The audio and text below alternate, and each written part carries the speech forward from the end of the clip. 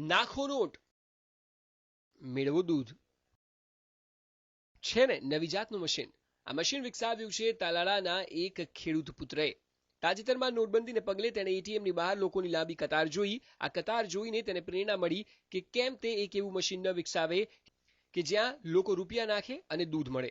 બસ તેની આ જ ગેલછાએ બનાવી આપ્યું એક દૂધ વેન્ડિંગ મશીન, જેને નિલેશે દૂધ એટીએમ મશીન નામ આપ્યું છે. ગામમાં દૂધ વેન્ડિંગ મશીન આવવાથી ગ્રામજનોમાં પણ ભારે ઉત્સાહ જોવા મળી રહ્યો છે. એ દૂધ આપતું એટીએમ છે, જેમાં બે ઓપ્શન આપેલા છે, એક ગીર ગાયનું દૂધ અને એક ભેંસનું દૂધ. જે પણ તમે બટન દબાવો એમાંથી એ દૂધ નીકળે છે.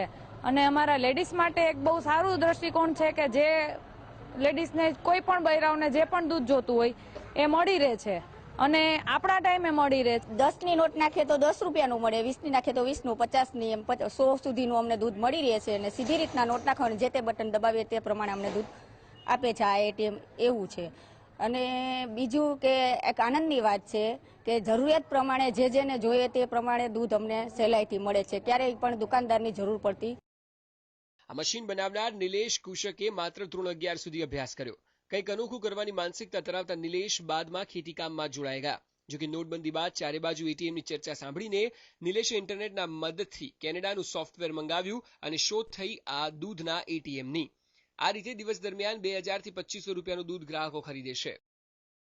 અત્યારે તો મેં જો કે કેશથી ચાલુ કરેલું છે, 10, 20, 50 ને 100 બરાબર. પણ હવે ટૂંક સમયમાં વધીને અઠવાડિયા 10 દિવસમાં મારી સિસ્ટમ અત્યારે ચાલુ જ છે પ્રોગ્રામિંગ બનાવવાનું. એટલે સ્માર્ટ કાર્ડ વાળી સિસ્ટમ આવી જશે કે એ સ્માર્ટ કાર્ડમાંથી જેવી રીતના ગ્રાહકને અનુકૂળ આવે એવી રીતના રિચાર્જ કરાવી શકે. એ સિસ્ટમ આમાં મારે બેસાડવાની છે, પણ અઠવાડિયા 10 દિવસની વાર લાગે.